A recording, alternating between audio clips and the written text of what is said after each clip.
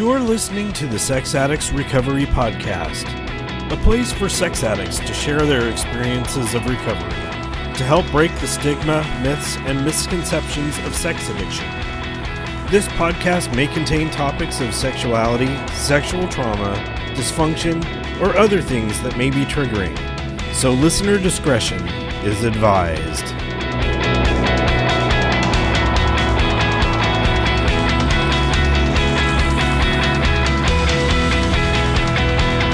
Hello, and welcome to the Sex Addicts Recovery Podcast. My name is Jason, I'm a sex addict, and I will be your podcast host for today. Hey, what's going on, everybody? Welcome to episode number 4. Today, we're going to be talking about a program tool called the Three Circles. So I've been getting some feedback from the podcast, and it's all been really positive, and I hope to read some of the emails that I've gotten over the past week. I'll probably do that on an upcoming episode. I wanted to make sure that I got permission from the people that sent it, that they will allow me to read it on the podcast. So in the future, if you're interested in sharing your thoughts and opinions on the podcast, you can email me at feedback@sexaddictsrecoverypod.com, and I'll put the link in the show notes. And you can let me know if you do or do not want it to be read on the podcast. So in SAA, we have a tool called the Three Circles. This differentiates us from other S programs. Some S programs have a universal definition of abstinence. In our program, we use the Three Circles to help us define where our abstinence boundaries are. Inner circle behaviors are the core addictive behaviors that brought us to the program, and those are the things that we're looking to abstain from. For me, it's masturbation to pornography, voyeurism, and some other things that I've added since then. Other people, it could be sex outside of a committed relationship, sex with prostitutes or sexual massage. It could be exhibitionism, anonymous sex, lots of different things, but it varies from person to person. So when we engage in these inner circle behaviors, that is what we consider acting out, and when we've lost our sobriety. A unique thing to our program is having these circles and not necessarily having a universal definition of abstinence for everyone that's in the program. A big one is masturbation. Where does that lie? And we leave it to the individual. For me, it's in all 3 of my circles, and you can hear that. I define that later on in the conversation that is on this episode. One thing that's nice is it's not an all or nothing type of program. So we have a gray area called the middle circle. An outer circle is healthy behaviors. So I'd like to read from Sex Addicts Anonymous, the SAA Green Book, and this is coming from the chapter called Our Fellowship. Defining Abstinence is the section, and I'll be reading from pages 16 through 19, a few selected paragraphs talking about our 3 circles.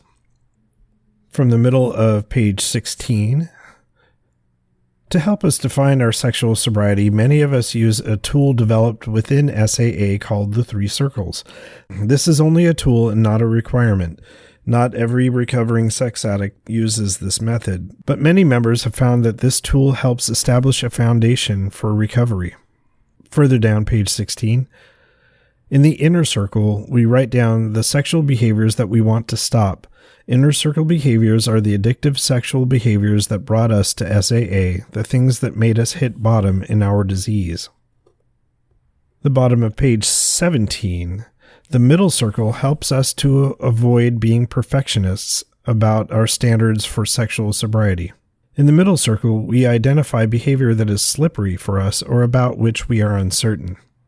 In the middle of page 18, If we engage in middle circle behavior, we have not lost our sobriety, but it's a signal that we need to reach out to others and use the tools we have learned in SAA to get us back on track. It's also important to remember that what is slippery behavior for some may be acting out for others. We need to decide what feels right for us in this process, rather than relying on comparisons with other members whose histories may not match our own. And from page 19, the middle circle can be seen as a safety net, allowing us to walk the tightrope of abstinence without having to fear that a false step would necessarily be disastrous. We may also think of it as a warning track or a guardrail. If we climb over the guardrail, we haven't fallen off the cliff. However, we should recognize that we are in a dangerous place. Finally, we put those behaviors in the outer circle that we consider healthy, safe, and beneficial to our recovery. Practicing these behaviors is a way of being gentle with ourselves. They are acts of self-nurturing that bring us meaning, fulfillment, serenity, and joy into our lives. Recently, I've been part of a step study group that started about a month ago, and one of the first exercises was to look at our circles. A lot of people were brand new to the program and defining their circles for the first time. It's been a while since I've looked at my circles, and I've had to reevaluate some things and shift things around. So it was a really wonderful exercise for me to go back and look at. But knowing that I only know my circles, I wanted to reach out to other sex addicts and have a conversation about, their views on the three circles. So we hopped on Zoom and recorded a conversation, and I hope you enjoy it. Here it is.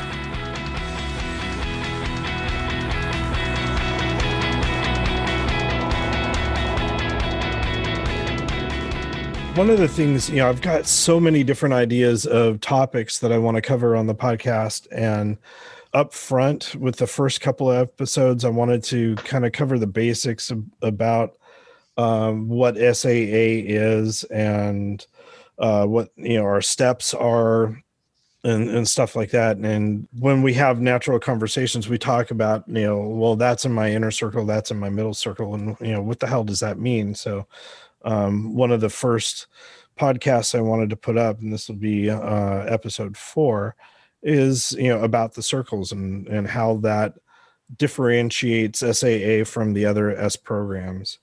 So in the pre-recorded segment, I will have read what the inner, middle, and outer circle descriptions are. And so for the purpose here, the inner circle is the core addictive behaviors that brought us to program. And the middle circle are either slippery behaviors, boundary things, or things, the gray area, things that we're unsure of. We had a great discussion after the meeting today about that and where to place masturbation. I have mentioned it before, and I'll mention it a little bit later, that masturbation is in all 3 of my circles. The outer circle is the healthy activities and things that we can do in place of our addiction. So before I get to my inner circle, one of the things I've loved is, just recently we got the Monday night step group, and this is the first time I've looked at my circles in a while and have redefined what's in my circles. Some of my behaviors have shifted, and so I've needed to kind of readjust to that.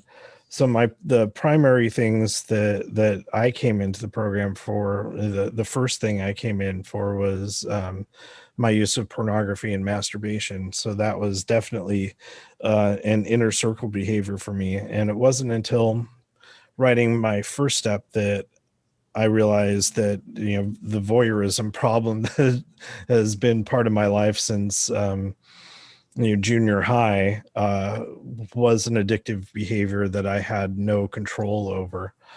So I did end up putting voyeurism, and that for me is window peeping, knot hole peeping and things like that into my inner circle. And so before moving on to other circles and other parts of my inner circle, I was wondering if anyone had other thoughts about, or descriptions of what their inner circle is. Well, I mean, first of all, I think it's important to acknowledge how important the sobriety circles are to me in general, and Mhm. in this program. And it can be confusing.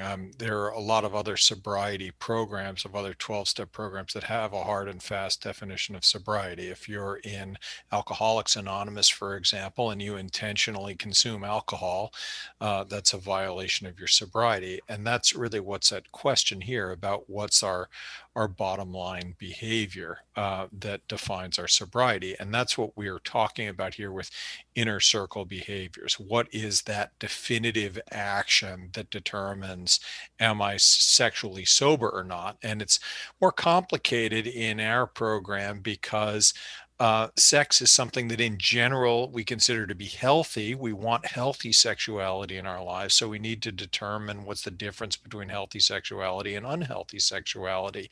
And and that's what we're talking about here. And inner circle behaviors are the things that for us are definitively unhealthy sexual behavior that we want to avoid. Middle circle are those things that can start trending us toward they're certainly not in any way nutritious, and they lead us to our inner circle behaviors, but they're not in of themselves the bottom line behaviors. And then outer circle are the healthy and productive things that are good in our lives, that help move us away from our inner circle. So for me, inner circle, I came to program, it was pretty clear that any form of sex outside my marriage is an inner circle behavior, and that's a pretty normal definition to have. Now, it specifically includes electronic forms of sexual acting out. If I were, engaging in sexual discussions over the phone or over the internet, that still counts. Okay,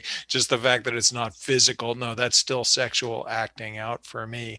And then something I have in my inner circle that maybe not a lot of other people have, that's more strict than what you would see from other people, is if I intentionally create a private communication channel or engage in private communication with someone with the idea that it could lead to other forms of sexual acting out. For me, that's already an acting out behavior. The moment I start a secret text thread or buy a woman a drink in the hotel bar, I've already acted out. And that's, for me, just the creating the private channel is that.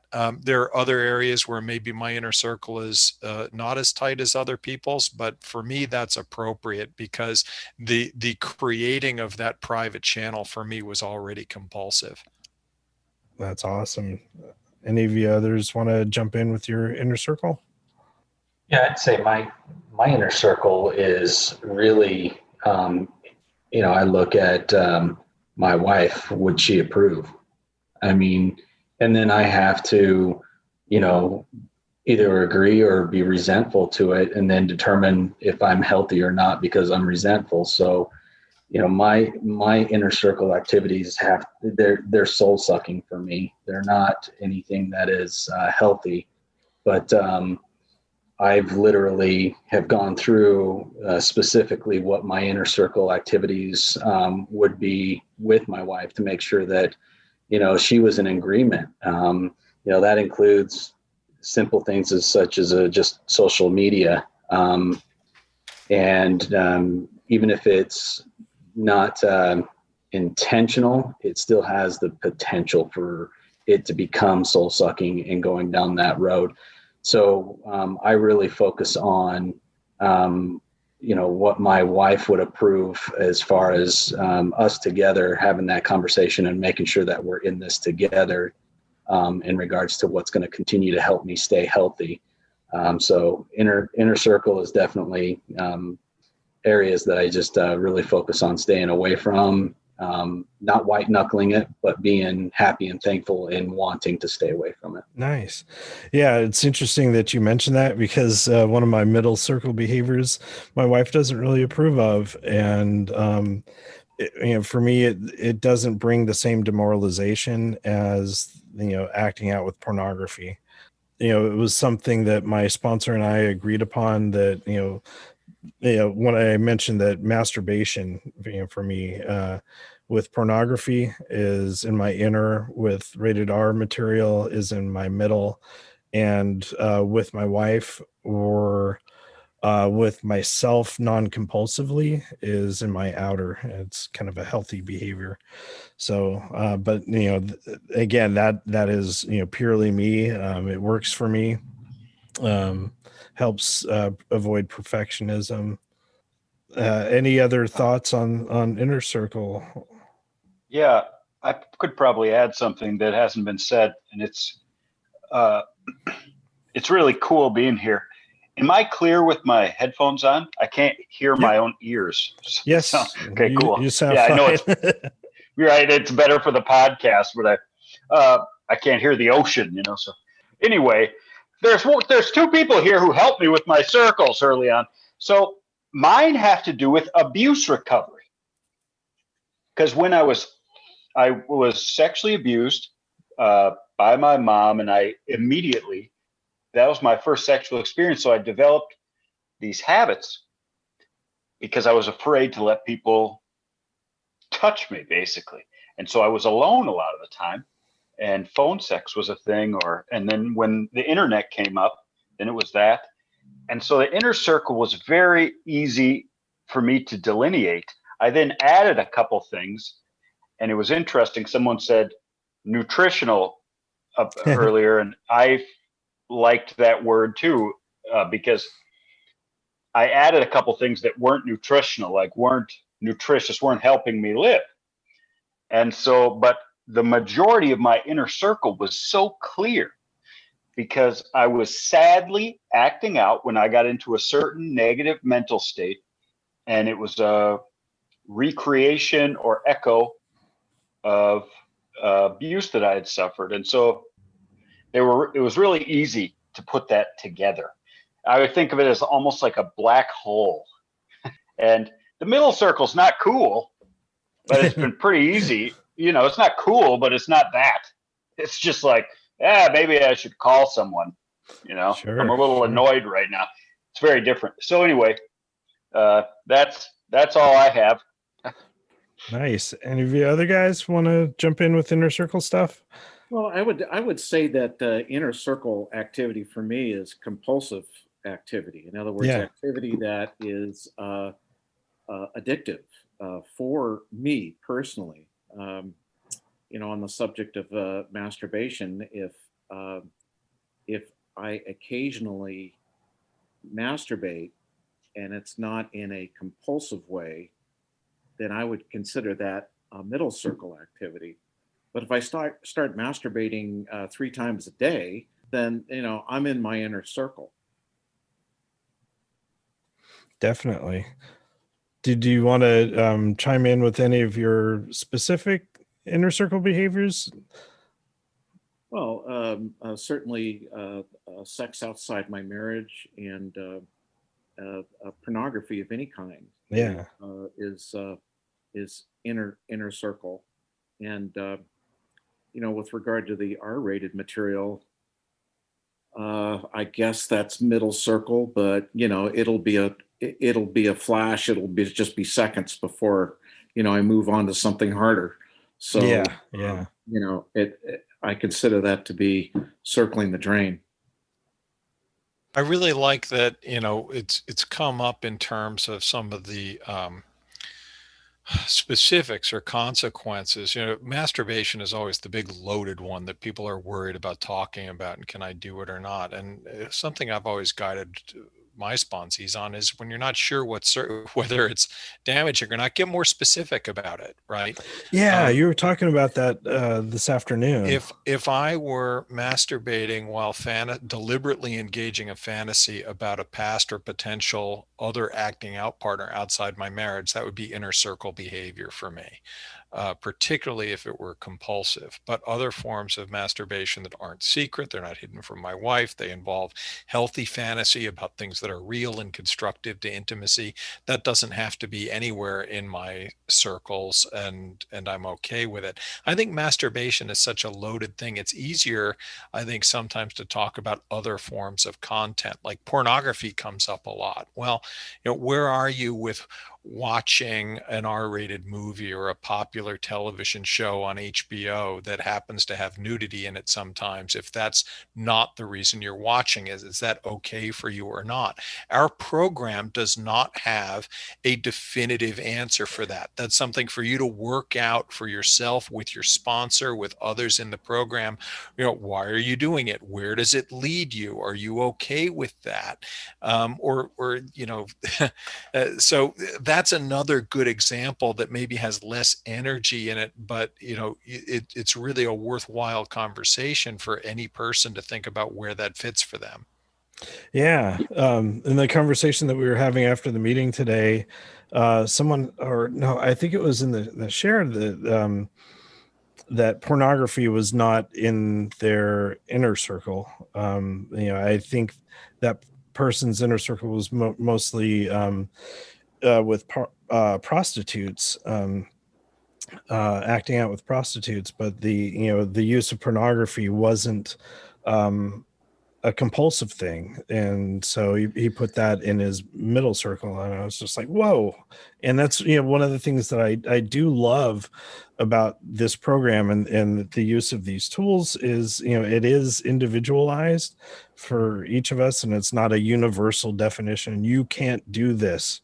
Have awareness of your own triggers. There have been R-rated things that I'm fine watching because it's not the nudity that I'm watching it for, and I'm involved in the plot. And then there have been other a comedy might be on, and a discussion comes up of some sexual topic, and it's triggering for me, and I need to turn it off or leave the room. And there's no actual sex on the screen, and everyone else watching it think it was funny, but for me, it's no good. I got to get out of there.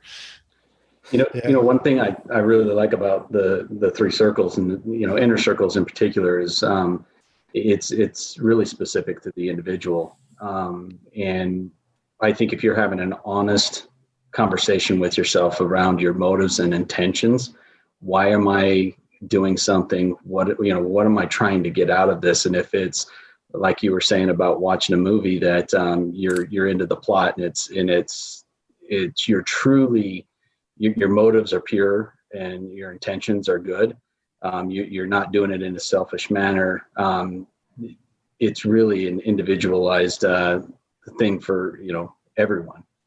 So I just really try to look at everything I do. What are my motives and intentions? And if it's to act out for self-pleasure, if it's to do something that's going to cause me harm, my family harm, that's definitely inner circle. But if it's to go for a walk, to be healthy and read a book, keep me front of center in my mind, then it's a healthy activity and it's my outer circle. So really, I think it's just individualized, and I just always focus on my motives and intentions. Awesome. I'm almost ready to move. We've been kind of blurring the line between inner and middle circle, but before moving on, was there anyone else that wanted to chime in on inner circle stuff? Yeah, I'll chime in a little bit. Being new to the program, what I really enjoyed about this exercise of defining the circles, especially the inner circle, was the fluidity of how you define your abstinence or your addiction, and coming to better understand the addictive parts of the sexual nature. It was hard for me to distinguish, what forms of masturbation or what forms of pornography is okay. Where I see some people, it's okay for some people and not for others. And so not being able to distinguish that in the beginning, having the ability to, have that all in the middle circle or in the inner circle while I figure that out and figure out, parts of my addiction, and then, be able to heal at first and then grow the inner circle from there was a really, I would say, a blessing. really, because it was too hard to just say, okay, I could just never do this one thing again when it's, part of nature, to do that activity. And so that was a really key, important tool. Awesome. I think I'd like to add one other thing on here Sure. too, because someone shared about, what would my wife think about it? And I think that's a really useful tool in terms of building self-awareness, and whether something's constructive to intimacy or destructive to intimacy can be indicative of whether it belongs somewhere in your circles. On the other hand, I think for a couple in recovery in particular, if there's an aggrieved partner who's healing for trauma, they can have healthy boundaries around for themselves what things they're willing to accept in a relationship. And we could do a whole separate podcast on couples in recovery. But in terms of, my wife has boundaries about things that help her feel safe. I've guided sponsees on this too. My wife's boundaries don't have to be the same as my circles. I can have extra things that I do to help her feel safe that don't have to do with my sexual acting out. In particular, I'm not a big fan of the idea of lying to my wife as an inner circle behavior. Exactly. And this has come up before. You can have a partner who says, I'm done with you lying, and if you lie to me, I'm out of here. And that can be totally legit. And therefore, I don't want to do it. But lying to my wife isn't a compulsive sexual behavior. It's an unhealthy behavior, to be sure. I should ask myself why I'm doing it. It's probably in my middle circle, but it's something that could be a bottom line behavior for my partner, but it's not a bottom line behavior for my sexual acting out. Yeah. I've warned sponsees about that, and we've gone kind of back and forth, and it's really about their comfort level. But the reason I warn against that is if you do lie, you have lost your sexual sobriety. Yeah, right. Did you remember to send in that check to the thing? Oh yeah, I totally did that. And then no, I didn't. Boom. And that's not my sexual sobriety. I might have been a jerk that day. Yeah. For me anyway. Yeah. So I usually, warn against it, but it's ultimately up to the individual, how the individual perceives it.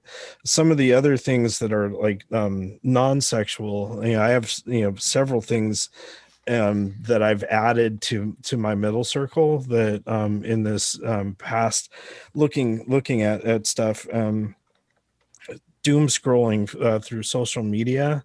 When I came into the program, social media wasn't really a thing.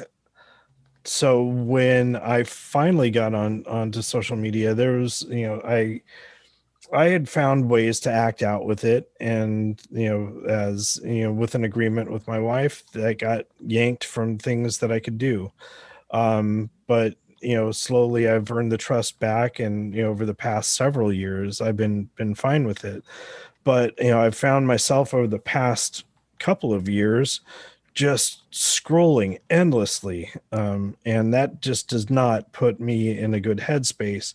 And I mentioned it on the meeting the other day that I got into territory of arguing with people online, and that just that was on Valentine's Day, and how fucked up my headspace was, just arguing with someone online and then trying to be loving with my wife, and it just didn't match. And so I've had to add those types of things to my middle circle, so I'm I can be aware when those types of things are happening, that I am veering off the path of serenity, and chances are that I'll want to soothe myself through acting out. And so that's kind of a guardrail for me, is recognizing those types of behaviors. And another one, I've modified it a little. I used to have it staying up after midnight, because sex addict after midnight, not a lot of great things happen. But recently I've been watching, legitimately watching a TV show that ends at 12:30, and I've been okay with that. And so I've kind of shifted where my cutoff is, for a bedtime. Getting more sleep helps, but when I'm staying up too late, that's usually when I can get myself in trouble. So there are non-sexual things that put me in a slippery behavior, mental state. So I was wondering if anyone had, thoughts on middle circle sexual activities. We've already kind of mentioned some, but and non-sexual things that can be in middle circle. Well, for me, doom scrolling is, I've decided that's unhealthy for me. And the thing about doom scrolling is there's clickbait that will Oh, that, yeah. that will if you get into it, then you're immediately taken to another site and so on, and all of a sudden you're in big trouble. So I really I consider that middle circle activity if I click on something like that. Last night I was watching. I'm a car enthusiast. Last night I was watching a YouTube channel on that subject, and they break away for advertising, and they had sexual nature advertising, which I didn't watch, but now I see that it's been attached to my email. So they've connected the dots somehow, and so now I have to trash any sort of email that's coming from that source, and so yeah, it's a minefield. Yeah. I have a really broad middle circle. I put lots of stuff in there just to give me warnings about my acting out behavior, and I'm full of metaphors on this. But first of all, I love the fact that inner circle are behaviors. They're not, one of our other guys just earlier was talking about I when I feel a certain way, it leads me there. And that's right. You can put the feeling in your middle circle, but feeling some kind of way is not acting out, right? We judge our behaviors, and that took me time to understand. But if we judged the early recovering alcoholic losing his sobriety every time he thought of taking a drink, that'd be a really rough road. Did you do it or not do it? And what we find is that the longer we maintain our behaviors, the thoughts we start getting under control. And all right, you had the thought, how did you handle the thought? And that's really healthy for me. And then for middle circle, sure, it can be behaviors, but it could also be situations or emotions that I'm feeling that I want to check in. And I'm glad you mentioned both sexual and non-sexual behaviors, because I can consume information just because my addict finds it titillating. And this has happened to me. Why am I reading this movie review past the page turn? And it's just the newspaper, but they're talking about themes having to do with sexuality. And like, I can go put that away.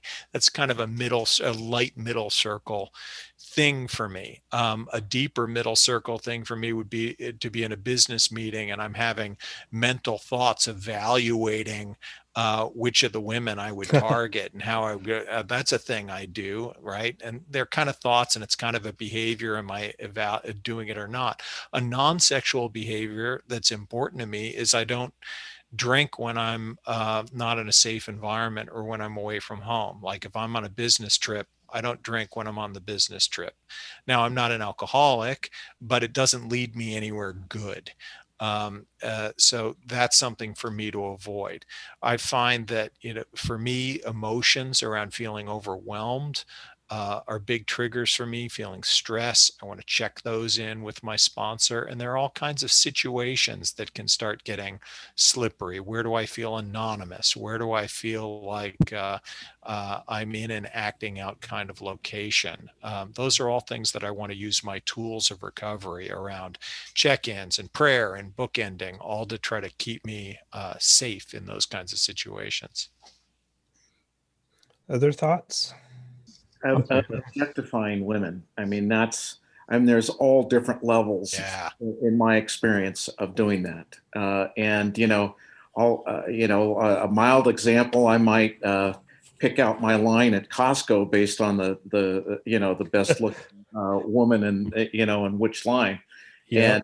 But I can go all the way into deep fantasy staring and leering and so on. And so you can get into some at least I can get into some fairly serious objectifying that, that goes way over the edge. So it's all in my middle circle, but man, I mean, sorry, has used a step chart, which is great. And it depends on how far down that stair you go. Nice. Other thoughts? Yeah, just to echo on that step chart, that really helped me with my middle circle when the two guys here that are sponsoring the other step group was working with me on that, and that really helped define all the different things in my middle circle. Is quite extensive. I did add a few things to that working with my sponsor. Like I tend to notice, or in the past noticed that, looking at my phone at nighttime in bed would often lead me into sexual acting out. Maybe not that night, but a couple nights later. And so it's that content that I was consuming, when I was in a certain state of mind. So what I started doing was I started leaving my phone in a different room when I went to sleep. And I really didn't think that it was going to actually help that much. And I was actually thinking that, yeah, it's like, I don't really get how that's going to prevent me from doing anything. But just now I have it in my middle circle where that if I have the phone with me in the bedroom, that would eventually lead me to acting out. So that's added to my new middle circle. Nice. Yep. And it's been working so far, so I'm sticking with it. Just want to say that it's all about the underlying emotional state for me. That's it. And so though I have things listed in the middle circle, it's all about how I'm feeling. Of course, there's the external, the acting out. It's all about what's going on the inside and checking in with that. Yeah. Noticing that slope as it goes down, hopefully before it gets too far. The acting out is actually quite late in the middle circle. I guess what I would say about it, yeah, you're absolutely right. And the big thing is I don't love the idea of middle circle as these are the behaviors that are okay for me to do sometimes, right? I think that really leads to a lot of trouble. That's like saying it's okay for me to climb over the guardrail sometimes, right? It's there for a reason, okay? It's a safety net, not a hammock, is another thing that we like to say. If you hang out there long enough, you have a problem. But I also don't like to beat myself up about it either. I got to the warning sign, I saw it, I went back and did the other thing. That's what I'm supposed to do. So, a lot of that just down to state of mind and how you're treating your middle circle. Yeah. One of the things, I've heard recently on meetings, people, accidentally saw an image that they lingered on too long and, oh, I've lost my sobriety, or it wasn't in my inner circle. I didn't have it defined, but I think I'm going to restart my time. And, I've, tried. Yeah, I don't know about that. Yeah. Mm-hmm. Yeah. So I've, ask people to look at, where do you have that in your circles? And if you don't have it in your circles, you better define it. So, in the future, if this comes up, but if it's not in your inner circle, there are things that you can come back to and realize, oh, I need to define this. For me, it wasn't a core addictive behavior, a compulsive behavior, but going out to strip clubs and adult bookstores. I used to do it, but it was never a compulsive behavior for me. But early on, I put no going into adult establishments. in my inner circle. And as I've been in recovery, one of the things that I've mentioned before is that, I'm an intimacy avoidant, and trying to increase intimacy with my wife has led to exploration and things that I really want to cover on another topic for a podcast. But looking at buying marital aids or things like that, going into an adult establishment for myself, getting my own rocks off is inner circle now. This is something that I just recently redefined.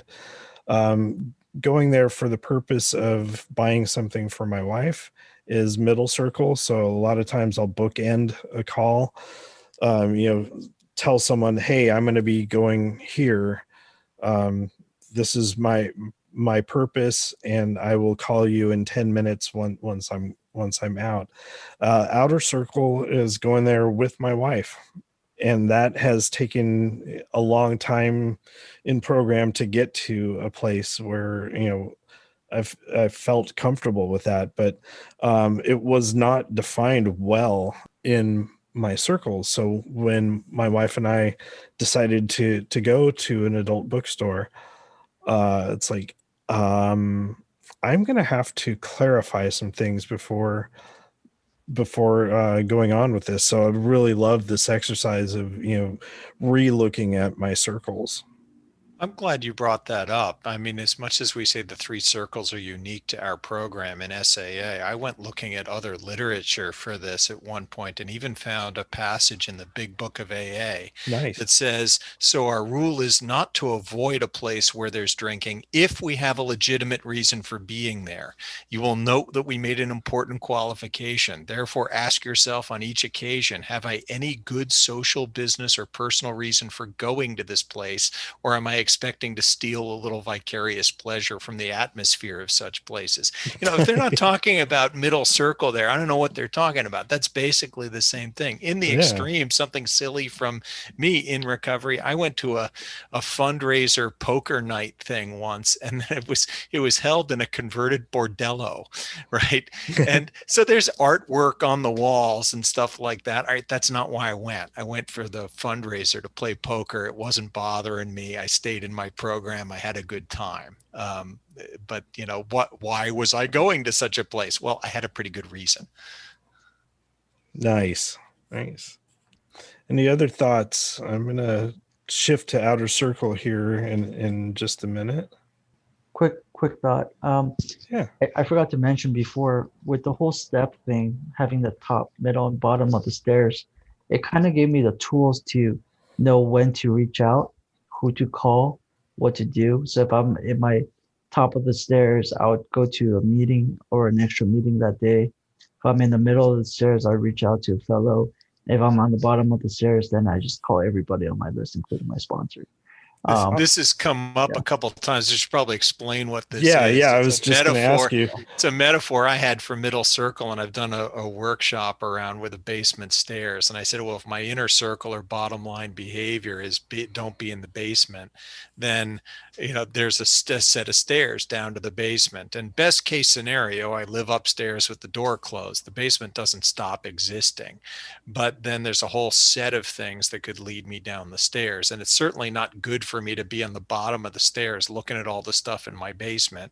The farther down I go, the harder it is to come back up. And I've had other guys say, well, yeah, and the bottom stairs are all covered with bear grease, or it's a escalator going down, so it's harder to come back up. But the idea is, first of all, I'm better off having a long staircase than a short staircase. More warnings keep me farther away. And second of all, not all things are equal.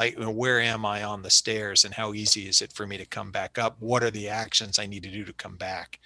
And I appreciate that that's meant something to people. It certainly works for me. Yeah. Awesome. So before closing out this thing, I want to talk about the good stuff, the outer circle. So healthy behaviors. For me, getting back into playing guitar, you can see, not for people on the podcast, but for you guys, I got my guitar right back here. I was jamming right before the meeting started. When I was acting out, my guitars collected dust, and when I first got into program, I needed something to occupy that time. And so I started relearning guitar and, taking it more seriously. And, just it became, such a huge thing for me. It's, I use my guitar and music and other areas of my step work, meditation for me. When I'm playing guitar, I close my eyes and, can be transported to another plane of existence. But photography was something that I always loved, and it wasn't until I got a digital camera that I can just feel free to take pictures of everything. And so I used to go out on hikes and take pictures of flowers and fungus and things like that. So photography and nature hiking were out, became healthy ways of me occupying my time. And just recently, besides, program stuff, being of service, things like that, doing step work and stuff. Jigsaw puzzles have been a huge thing for me, that I've found peace. I mentioned that there was one day where I was getting pissed off because I could not find anything where a piece was going to go, and so this outer circle activity was starting to become middle circle territory for me. But I did a little prayer and kind of let it go, and all of a sudden pieces started snapping into place, and I was having fun again. So I was interested in hearing what other people's outer circle activities are. A big one for me is writing. And, it's an art form to me. I like screenwriting. I've done other forms, but that's the one I like the most. And then the flip side of that would be, my favorite's probably adult animation. But any form of TV or film, you could put me on a couch with some snacks and you wouldn't hear from me for a long time. So all that, and then I like to do push-ups. So I get really upset sometimes, and so I do usually like 200 push-ups a day, and that helps my physical and mental. So those are some of mine. Somebody else, go ahead. Damn, nice. I think go ahead. Thinking outside myself is an outer circle activity. Maybe the top of the list is making somebody else happy, right? Or doing something to to benefit somebody else would be a top of the list for my outer circle activities. Other things I love travel, and so that's certainly an outer circle activity for me. But I think trying to counteract self-absorption and selfishness in ways that affect other people positively, that would be like the top of my list. Awesome. I have loads. I mean, this is great.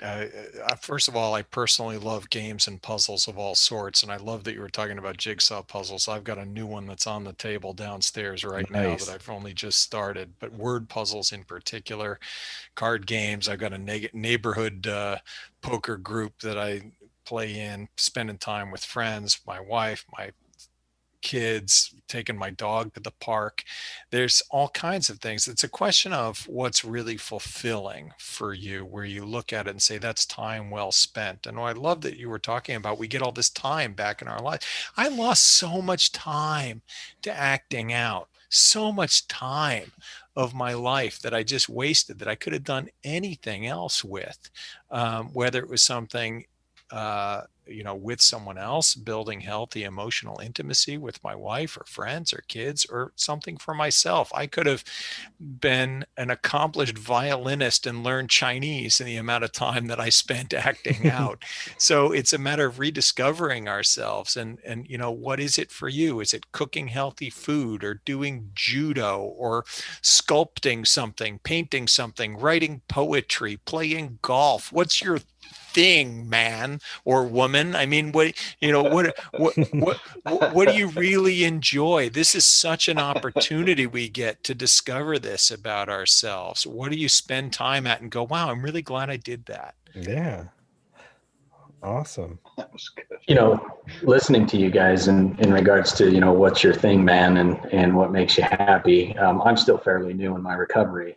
So it's still fairly raw. It's not fairly raw. It's really raw. And I was very selfish. So what's been really hard for me when you're looking at how do you look at your outer circle and feed your soul and do something for yourself that's for your health, I'm still having a really hard time doing something for myself because I was extremely selfish, wasted a lot of money, a lot of time. And it's really hard for me right now. And it's what I'm working through. So I'm finding my outer circle consists of being with my wife and helping her recover, having conversations, trying to dedicate a date night where we go get a cup of coffee and just be present with each other. Sitting with my kids, watching them bicker back and forth has been actually one of my most enjoyable things when I get to see them on the weekends with this temporary separation that I'm in. So enjoying the time, watching a movie with my family, being invited to do dinner with them, and just really spending that time with my wife and kids, going for a walk or whatever that might be, has actually been the most joy that I've experienced in 15, 20 years. I've never had the ability of intimacy. And so really being able to be sober, to sit back and see what's most important in life has brought me joy. I'm hoping I can get to that point where I'm not feeling selfish when I do something for myself. I felt bad getting a haircut, spending money on getting a haircut. I mean, simple things like that, but I'm still real new in my recovery, so I'm working through that, but I'm hoping to get to the point where I can feel good about being able to spend a little money on doing something for myself in my outer circle. But right now it's mainly focused on the time, having quality time with my wife and kids. Yeah, that's beautiful. I can't tell you how many times that, I've just been, we haven't been doing something, but I just sit there and take it in of, my son playing with the cats, my wife, scrolling through something and finding something funny, and she starts to laugh. And it's just beautiful. I absolutely love that. I was talking to someone recently, early in recovery, who was bumming because his partner had left, or at least for now, it's all one day at a time, but his partner's out the door, and he was really trying to discover what he liked to do in absence of her. He, because he had his addiction and he had his relationship. And I got him to, well, name something you like to eat that she doesn't like to eat. And he thought about it. He said, well, I like Chinese food. She never liked Chinese food. I said, all right, well, let's start with, it sounds like it's Chinese food for dinner tonight. Nice. Right? And then we'll go one day at a time from there. Figure out what you want. Awesome. Any others? Yeah, sure. I'll share some of the things in my outer circle. So in the beginning, when I first did my circles, I put food on there. And then I realized that sometimes I would eat food compulsively, and which ended up having similar feelings when I was acting out. So my sponsor made me put non-compulsive food experiences on there to replace just a generic one, so that I would not not indulge myself too much in that regard, to replace one addiction for another. And then I also love serving community. So I serve at a local food bank every Saturday, and that's something that I really enjoy doing. Just takes my Awesome. mind off the addiction, and gives back to the community, and it just kind of helps me battle my selfishness. When I'm out doing something good, it makes me take away my mental state of focusing on me, and starts helping me focus on other people.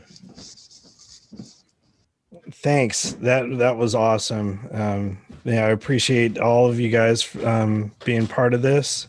And this is the first time I've done it on Zoom, so I'm really grateful for you all sticking around and enjoying this. I guess I have one closing thought, Yeah, which you can take or leave. I know I've talked a lot about this, but I know you're going to put this in context. And we're saying the circles are unique to Sex Addicts Anonymous. I know you've acknowledged on other podcasts earlier, there are other programs, 12-step programs for sex addiction, including Sexaholics Anonymous, SA, Sex and Love Addicts Anonymous, SLAA, and others. And other programs don't do this. Some have a rigid definition of what constitutes sexual sobriety, and it's the same for everybody. That really, to me, comes down to personal preference. I certainly know people who have met people in the other program who say this works better for me, where I don't get any say in it, and this is what it is for me, and then I follow that. And to that I say, fine, you found what's working for you, and if that's helping you in your sobriety, and then you found a room that's helping. The thing is to get better from compulsive sexual behavior. I chose this program because for me it helps to be more specific about what my healthy and unhealthy behaviors are. But the big conclusion that I've drawn is that if I'm going to look at the definitions of sobriety and then try to weasel word my way around them and say, well, I'm technically allowed to do this, and then I'm technically okay with doing that, then I'm going to be in trouble no matter which program I'm in. I set myself up to fail. And if I'm going to go the other way and say, well, regardless of what's written down, I know what's healthy for me, and I try to follow that plan for my spiritual recovery, then it also doesn't matter which program I'm in. I'm probably going to be okay. So anyone listening to this podcast, I hope you find a program and a definition of sobriety that works for you. Awesome. Great closing thoughts. And yeah, again, thanks again for joining me on this, and look forward to doing some more. Thanks, everyone. Thanks. Thank you all. Thank you. Take care. See you guys. I hope that conversation gave you a better understanding of what the Three Circles is all about, and in future episodes, when we mention the Three Circles, you'll have a better understanding of what we're talking about. So speaking of upcoming episodes, the next one should be an interview with someone from one of my groups. If you need resources for working on your circles, besides the SAA Green Book, there's also a pamphlet called The Three Circles, and you can find any of these at saa-recovery.org/literature, and I'll put the link in the show notes. Once again, if you want to provide any feedback to the podcast, you can reach me at feedback@sexaddictsrecoverypod.com. And let me know if you want the email to be read on the air or to keep it private. I thank you again for joining me this week, and I hope you'll join us on the next episode. Thanks for listening. The views and opinions contained in the Sex Addicts Recovery Podcast are those of the participants and do not necessarily reflect those of the Bay Area Intergroup or the ISO of SAA.